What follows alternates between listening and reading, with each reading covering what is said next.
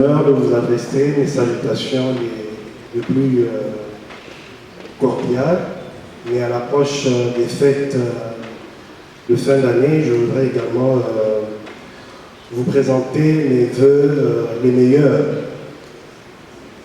Avant tout, je voudrais saluer l'initiative relative à l'organisation des conférences annuelles du service public. Fière chandelle donc à Son Excellence, Monsieur le Vice-Premier ministre en charge de la fonction publique, mais également au staff dirigeant de l'École nationale de l'administration publique. Je voudrais également adresser mes félicitations à mes pairs panélistes, mes prédécesseurs pour la qualité de leur intervention, des exposés riches en renseignements utiles. Et donc, pour ma part, directeur général de la SENSAP, je vais m'appesantir sur la gestion des risques, le système de contrôle interne, le système de management de la qualité comme levier de différenciation, de performance et de gouvernance. Rendre cet exercice profitable à tous et pour permettre à tout le monde d'émettre sur une même longueur d'onde autour de cette problématique. Mon exposé va être articulé autour de ces différents points. Je vais parler du contexte et des enjeux de la gouvernance.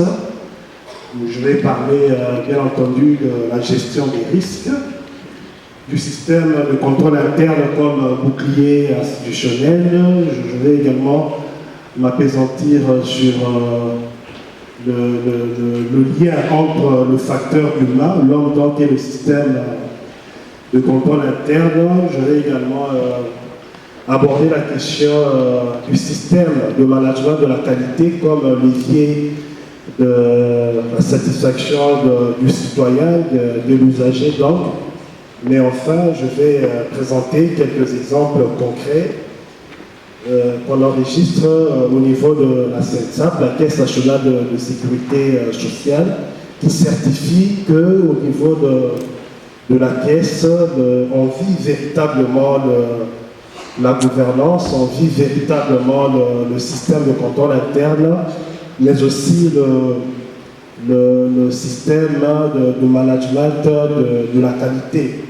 In fine, mon souhait est qu'au terme de mon exposé, que l'on puisse ensemble comprendre l'essentiel de ma démarche et que, bien entendu, à l'issue éventuellement de différentes questions et réponses qui vont être données, que la lumière puisse jaillir et finalement que cette lumière puisse parvenir à éclairer notre engagement commun à être ou encore à devenir des acteurs véritablement attachés aux valeurs de gouvernance, des acteurs véritablement attachés aux valeurs du système de contrôle interne ainsi que aux valeurs du système de management de la qualité. Cela dit, pour comprendre la portée et la pertinence de cette problématique, je vais faire un tour d'horizon des différentes préoccupations profondes qui nous taraudent généralement l'esprit au sujet de notre pays. Des préoccupations profondes qui nous concernent au sujet de nos différentes politiques publiques, de nos administrations, mais aussi de nos organisations, entreprises et établissements. Pourquoi, par exemple, notre pays, à l'instar de la plupart des pays de l'Afrique subsaharienne, a enregistré autant de retard du point de vue de son développement? Pourquoi, par exemple, notre système éducatif, notre système de santé est inefficace? Pourquoi, par exemple, les routes qui sont construites dans notre pays, et singulièrement celles qui sont construites ici à Kinshasa, ne résistent pas à l'épreuve de temps? Pourquoi nos administrations publiques étaient-elles défaillantes? Pourquoi les structures occidentales, par exemple, ne sombrent pas dans le chaos comme les nôtres? Pourquoi nos services publics ne parviennent pas à satisfaire les usagers et les citoyens? Mais pourquoi nos entreprises, les entreprises publiques ne sont-elles pas performantes? Contrairement à leur vocation, pourquoi est-ce que les entreprises et les établissements publics ne parviennent pas à participer au financement du budget national? Pourquoi nos entreprises ne parviennent pas à dégager des résultats nets positifs? Pourquoi nos entreprises, nos établissements ne parviennent pas à financer leur croissance et ne parviennent pas à financer leur développement? Pourquoi nos entreprises ne parviennent pas à financer leur transformation digitale? Pourquoi est-ce qu'elles ont du mal à payer les indemnités de sortie de leurs agents? Voilà l'intérêt de la problématique que nous développons. Et la réponse à toutes ces questions, elle est sans appel. Il y a bel et bien un déficit de gouvernance, un déficit de gestion. Mais curieusement, lorsque vous avez l'occasion de suivre les opérateurs politiques, vous avez l'occasion de suivre les professionnels, les médias, les scientifiques, les gestionnaires, tout le monde de manière systématique aborde la question de la gouvernance et donc de la bonne gouvernance. Tout le monde aborde les questions relatives, on venait de le suivre, les sujets relatifs à la transparence. C'est ça le paradoxe. On parle de l'UR ne se limite pas à construire le montage des opérations, la genèse et le point de chute, tout le montage de tâches. Les procédures doivent intégrer ce que l'on appelle des points de contrôle, des verrous. Parce qu'une procédure décrit comment une opération est montée, comment une tâche est exécutée, mais en même temps, une procédure intègre des points de contrôle parce que je l'ai indiqué ici que les risques sont attachés à nos activités.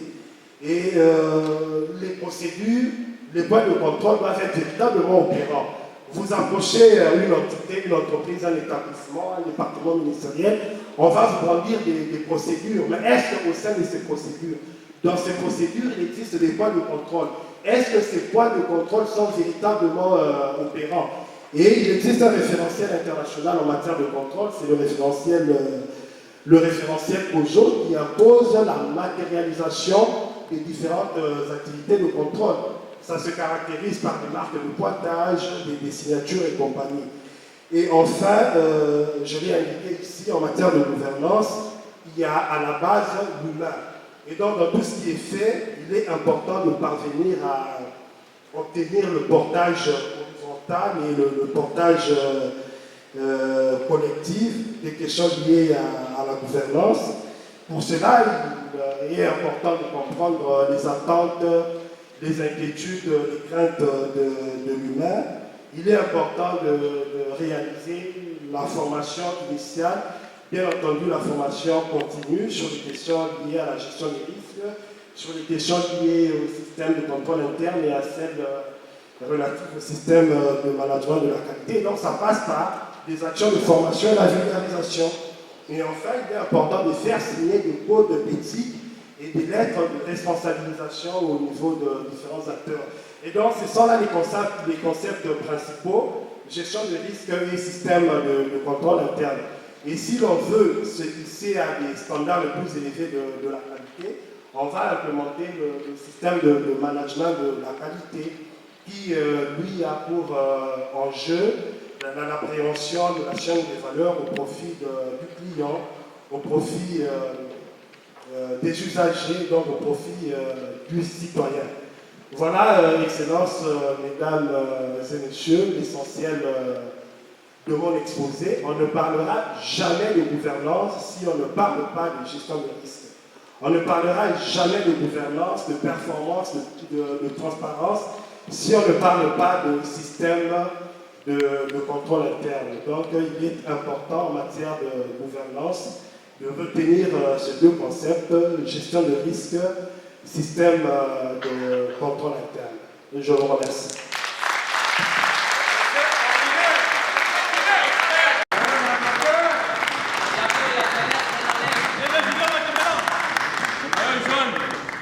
Le mot de passe de la sécurité sociale en RDC, Junior Matamelanga, le top manager